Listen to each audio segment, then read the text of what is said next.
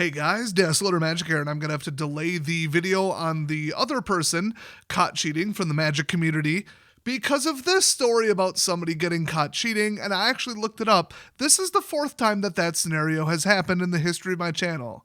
If you ever wanted to compete in professional Magic, just be aware that you're actually competing in professional cheating.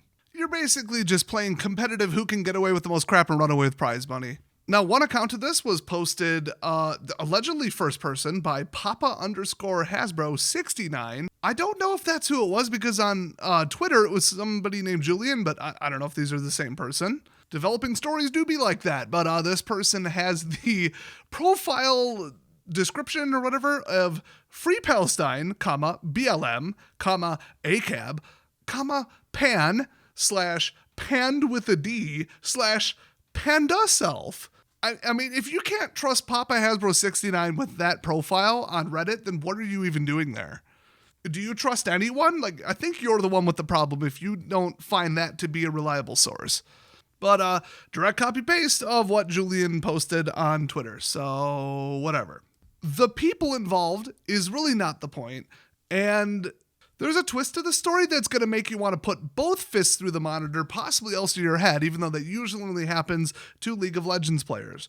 Also, I'm going to read this whole thing, just speed through it. Don't try to follow the board states and the cards and the decks involved.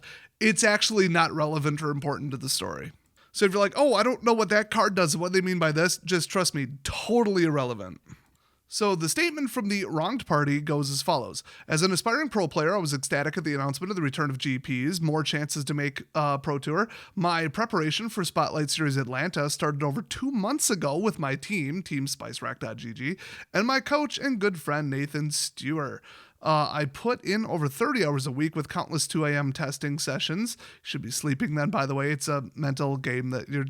just saying, and finally settled on a gruel list that I was extremely confident in. All this is to say, like many others, I worked really hard to give a good result at Atlanta, playing the game that I love. So this is OG serious pro grinder, let's go, you know. My weekend started strong with a 5-0 in the Friday RECQ. Saturday's main event started off strangely, however, losing round 1 to Toxic of all things. Yep, that's still a menace in multiple formats. Don't even get me started. It pops up just enough to piss me off on Arena. Anyway, but we play on. After 5 rounds, I was 4-1. There you go. Round 6, I was paired into Nicole Dubin. Someone I knew well enough and respected as a player. Let me just tell you that those two statements should not go together. Nicole and drama go together like peanut butter and bananas. Controversies, whining on the internet, playing the victim, oh my gosh. I'll save one of the 2 twists for the ending, but you probably already guessed it. So my Gruul aggro deck versus her, Esper Pixie. Game 1 was back and forth, but I started to fall behind and ultimately things were not looking good. In the final turns, I drew a card for a turn and scratched my head, and I was thinking if I had any outs, and before I could do anything, Nicole quickly drew for her turn. Let me just interject. No pro player makes that mistake.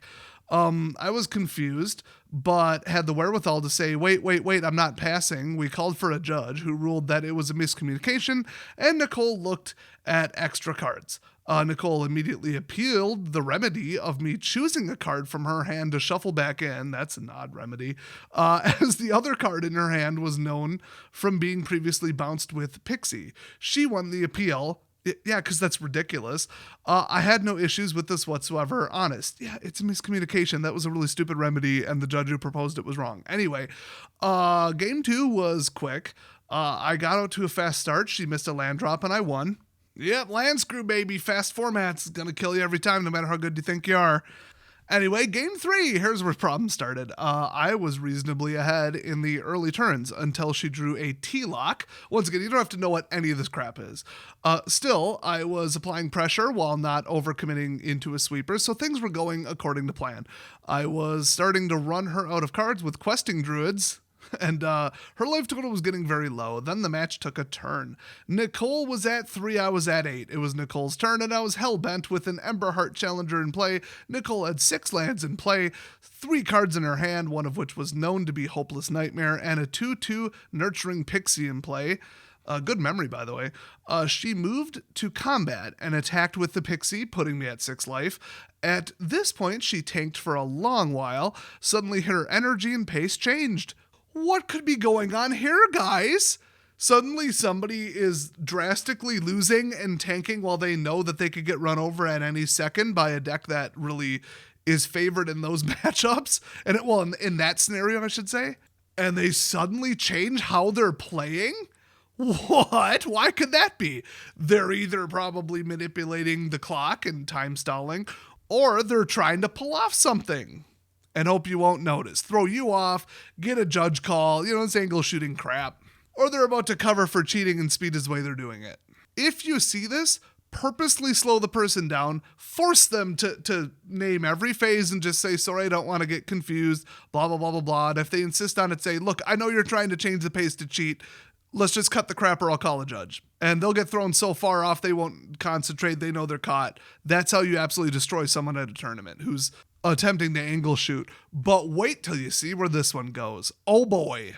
So suddenly her energy and pace changed. She started moving her cards at I suppose it's supposed to say lightning speed. They wrote lighting, but whatever. Knocked some dice on the table, quickly played the Hopeless Nightmare past the turn, and announced a scroll shift on the Hopeless Nightmare in my draw step, all with frantic pace. Importantly, up until this point in the match, Nicole played meticulously. She announced every trigger, even made sure to announce which land she was using to filter her prisms with. She played at a very controlled but reasonable pace and was deliberate in each action she took. I was taken aback with the sudden change in demeanor and pace of play, and between marking down the life loss from Hopeless Nightmare and her quick moving to my turn and casting the draw step scroll shift, I hadn't noticed she didn't tap mana for the Hopeless Nightmare. I wonder why pace just changed. That's so weird. It feels like someone's trying to cover something up.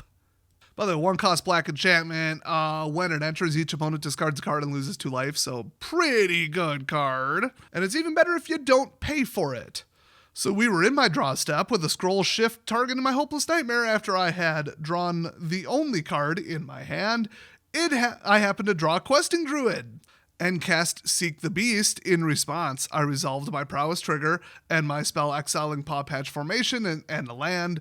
She had no blockers and was at 3 life, facing down a 3/3 challenger, having spent 4 of her 6 lands to cast a Hopeless Nightmare and scroll shift, except there were 3 untapped lands across from me. Some spectators paused the match and pointed out that Nicole hadn't paid enough mana for her spells. Yeah, somebody knew her reputation. The first judge came over and ruled that she didn't have to tap the land. Just let that sink in for a second. There's no game reason that would be true. I mean, I looked.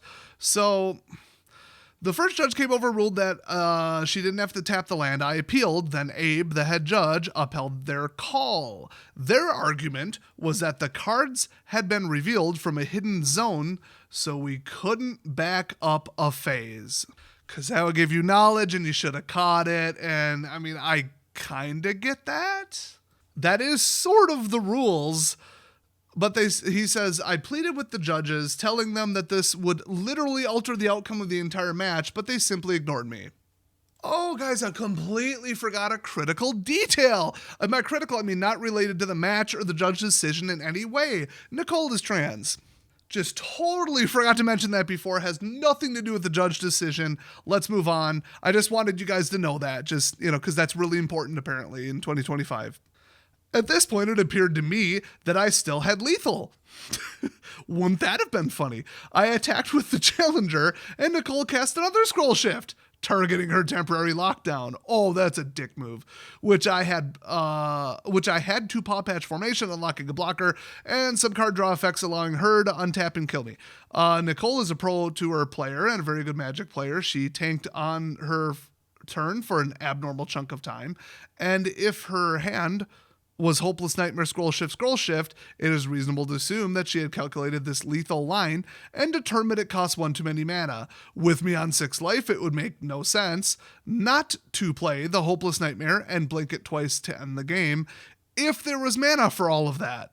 Even with the bad judge call, there was still an opportunity to make things right, which I clearly brought to her attention. She could tap the land or just concede when dead on board. Instead, she chose to use the erroneous extra mana to stay alive, untap, kill me, and then mumble an apology.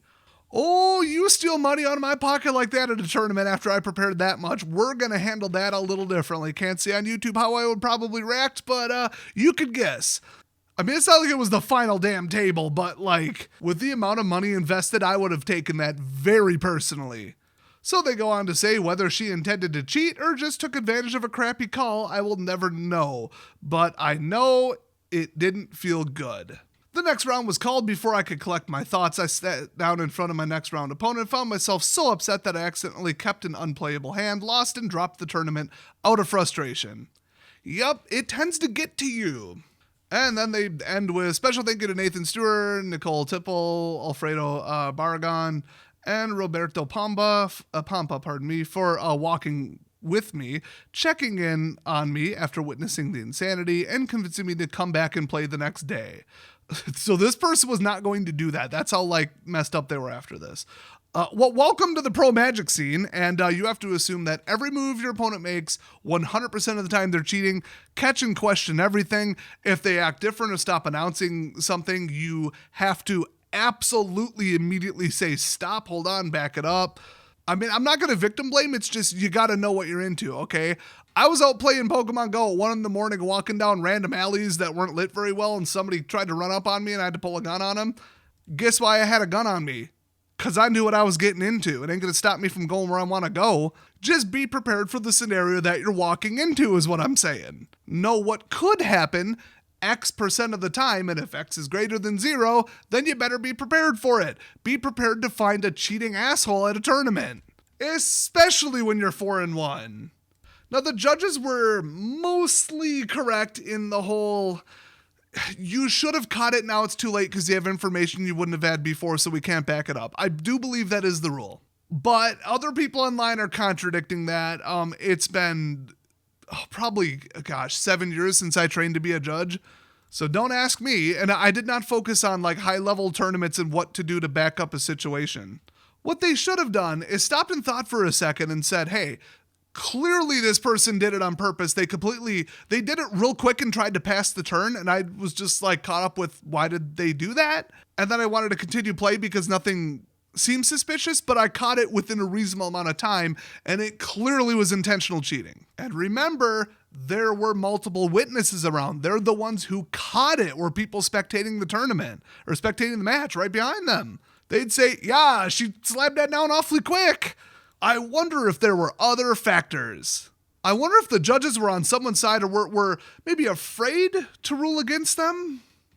Why would that be a thing? I don't know. So not sure when, but Nicole Dubin has deleted their Twitter account and moved to Blue Sky, in which somebody pointed out some interesting posts they've made from there that are completely inappropriate for YouTube and prove that they're kind of sussy-wussy and a little deranged, in my opinion, but hey, you do you. So Nicole made a statement. I would like to apologize for a mistake I made in round 6 of the Spotlight Series in Atlanta on turn 3 of extra turns. While I am certain that I intended to do so, I did not spend mana to cast a Hopeless Nightmare. Really? 3 layers of extra turns? That's the kind of deck you were playing?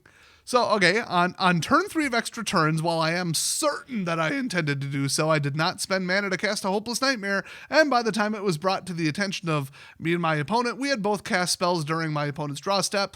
The head judge stated that too much had progressed for us to back up. I wonder if they knew that ahead of time. And that's why they played faster and differently. And that I did not have to spend the mana that I should have paid for my spell during my turn. I proceeded to cast an additional spell using mana that I should not have access to if I had paid for my spell correctly on my turn, which altered the outcome of the match. And the round, and the tournament. Don't forget that. You forgot those.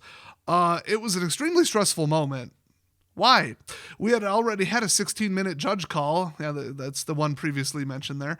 And we're in turns minus 20 minutes past the end of the round?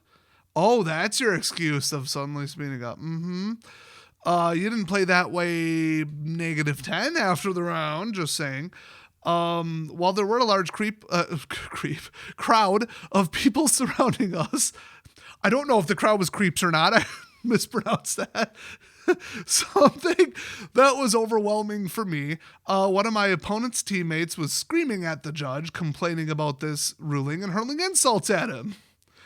Okay, that's an interesting part of it. In the heat of the moment, the decision I chose to make was to go with what the head judge said to do. Oh, I'm sure they were screaming at him because they're like, this asshole just cheated clear as day in front of my face. What the hell is wrong with you? So, okay. New information there. It ain't helping you out there, Nicole. I can now see that this was wrong, and that by doing so, I deprived my opponent of the match win and gave myself the opportunity to win match on my final turn. As a result of the heat of the moment decision making, I have let down my teammates, my friends, myself. Yeah, shut up. You did it on purpose. I know I am going to face a lot of scrutiny moving forward. Yeah, especially because of all the drama and bullshit online that led you to delete your Twitter account. You have kind of a reputation of being a shady character. Anyway, this is truly not the kind of player I believe I strive to be, and only through time will I be able to work to regain the trust of this community. Julian, I would like to appreciate the opportunity to apologize to you in private as well. Yeah, I know you cheated. He ain't gonna accept that. How did the community react to this? Well, somebody wrote, the moment that you are told you didn't pay mana for a spell that you confirmed you didn't spend, and then you tap your lands effectively to get the win. I don't give an F what the judge says. It's called sportsmanship. Yep, somebody just wanted to win. And they set it up that way in the first place, in my opinion. This, people around me made me nervous. I mean, people of that demographic tend to have anxiety as well and multiple mental issues. So, I mean, okay, maybe. And people screaming, hey, you cheated, that ain't going to help your level of anxiety. But the fact that one of the spectators was absolutely hurling insults at a judge, I'd love to get a transcript of that. I think it would have included not just, hey, you're wrong, because like a lot of people in tournaments know the rules and that generally is the rule.